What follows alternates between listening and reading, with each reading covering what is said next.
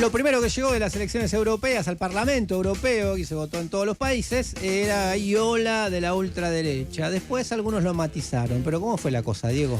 Bueno, a ver, les voy a dar 4 claves que son importantes como para entender qué pasó, ¿no? Porque la primera pregunta es esa: ¿qué pasó que se fue para arriba a la derecha? ¿Se fue a la miércoles, la Europa que conocíamos?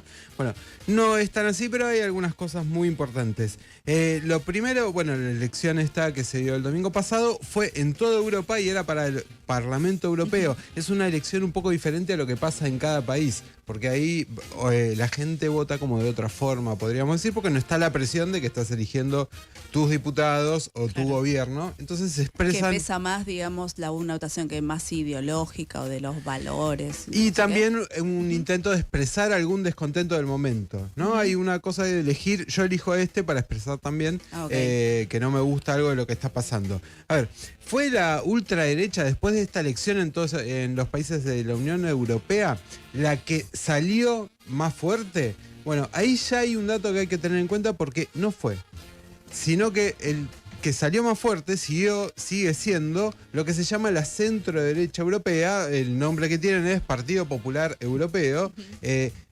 Para una comparación, como para que se entienda, es lo más parecido a Juntos por el Cambio de Macri, claro, podríamos decir, ¿no? Tienen ese perfil, ¿no? Bueno, las listas son, por ejemplo, yo leí lo del Partido Popular Europeo, una pregunta técnica, ¿no? ¿Es Partido Popular Europeo que se presenta en tal lugar y los ponen candidatos locales, o se presentan partidos locales que mandan al Parlamento Europeo? Lo que hay es un bloque europeo que está compuesto, obviamente, por diferentes partidos. Por ejemplo, no sé, podemos agregar el CDU alemán, el Partido Popular español.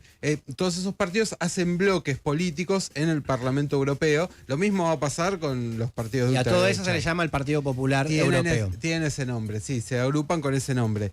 Tienen 186 eurodiputados, son la bancada más fuerte que salió después de esta elección. Se mantiene esto de que los dos grandes centros, los populares y los socialdemócratas, que también se agrupan, siguen teniendo una preponderancia que sirve ¿para qué? Para que se mantenga básicamente lo que viene haciendo la Unión Europea. El establishment político europeo dijo, zafamos. Pero vamos acá al segundo dato, que fue las elecciones en países muy claves. Empiezo con Francia. ¿Qué pasó en Francia? Bueno, hubo un sacudón grandísimo que llevó hasta al presidente Emmanuel Macron, en una medida bastante antidemocrática, podríamos decir, disolver el Parlamento francés. ¿Qué tiene que ver una elección europea con el Parlamento francés? No están ligadas, era importante lo que decíamos al principio. Bueno, pero lo que pasó es que el partido de Marine Le Pen, que se llama Agrupación Nacional, le cambió un poquito el nombre porque... Para que no suene tan rancio como el Frente Nacional de su papá. Claro, que era bastante facho. El nombre ya. El partido de Marine Le Pen sacó el 31,5% de los votos, pero el partido de Macron, que se llama Renacimiento, salió segundo con el 15%. Claro, o sea, casi el doble. Incluso si sumamos algunos otros partidos de bastante derecha, la ultraderecha llega a tener el 40% de los votos en Francia. Después aparece en tercer lugar, muy cerquita de Macron, el Partido Socialista, que revivió. Nadie sabe muy bien cómo, pero revivió. Ni por qué, sí. Claro. A ver, el dato importante en Francia, ¿cuál es? Entender por qué votaron a Le Pen. Uno podría decir, si hicieron todos fascistas los franceses. No, claro. no va por ese lado. Lo que hay es que logró expresar, un poco como acá Milei, este descontento con, acá le diríamos la casta política, con los partidos que vienen gobernando Francia hace largo tiempo. Tanto la derecha más tradicional, que se alineó con Macron, como el Partido Socialista. Y de hecho, Macron en el último tiempo hizo todo lo posible para robarle el programa a Marine Le Pen. Básicamente, reforma de jubilaciones, reforma laboral, etcétera. Entonces, sí, Le Pen se corrió al centro y Macron se corrió a la derecha. Trataban de construir, Le Pen básicamente lo que hizo fue dejar de parecer tan fascista y decir, miren, soy una neoliberal más o menos democrática, tiene varios parlamentarios, entonces logró aglutinar un voto que va desde lo más bajo hasta sectores altos medios que antes votaban a la derecha. No, y además tiene algo llamativo, Marine Le Pen, me parece que a contramano de la batalla cultural, por ejemplo, que ensaya Vox, ¿no? Que agarran y dicen, no, todo esto es culpa de la feminista, culpa de los LGBT. Marine Le Pen no tiene un discurso distinto, de hecho, cambió su postura con respecto al derecho al aborto, matizó sus posturas con respecto a la homosexualidad, o sea, está como en otra movida, digamos. Es que eso fue lo que, reacomodando a su partido, en donde todo lo más rancio fue dejado de lado y mantuvo un discurso anti-europeo, anticasta, que es lo que le permitió llegar a sectores más amplios. ¿Cuál fue el otro país que se sacudió? Alemania. En este caso, porque salió segundo la AfD, que es un partido... Yo creo que Marine Le Pen es es una nena de pecho al lado de centroizquierdista al lado de Alternativa para Alemania. Vamos a decir la verdad, son nazis. A ver, salió segundo con el 15% por delante de un partido muy tradicional en Alemania, que es el Partido Socialdemócrata, que hasta hace poco venía...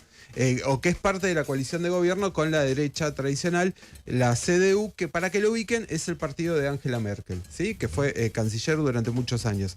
Este sacudón, obviamente, en un país como Alemania, que voten a un partido que tiene candidatos que son que hacen declaraciones abiertamente nazis. Eso, Alternativa para Alemania, la que tenía el tipo que dijo los de la SS no era toda mala gente. Ese mismo, exactamente, sí. Bien. Bueno, que saque el 15% de los votos es un dato muy importante. Y acá también juega esto de que logran expresar, porque tienen un discurso anticasta, tienen un discurso nacionalista de que la Unión Europea nos saca los recursos y somos el país más importante, antimigrantes, y también tiene un discurso antiguerra en Ucrania. ¿Por qué? Porque dice, ¿por qué tenemos que bancar a esto? Claro. Que Rusia haga lo que quiera, nosotros somos Alemania, no nos interesa mientras no nos afecte. Y de hecho, en Alemania golpea mucho la guerra en Ucrania por el tema de los precios del gas. Entonces, con eso logró aglutinar en una zona bastante pauperizada de Alemania, que es el este, un caudal de votos muy importante.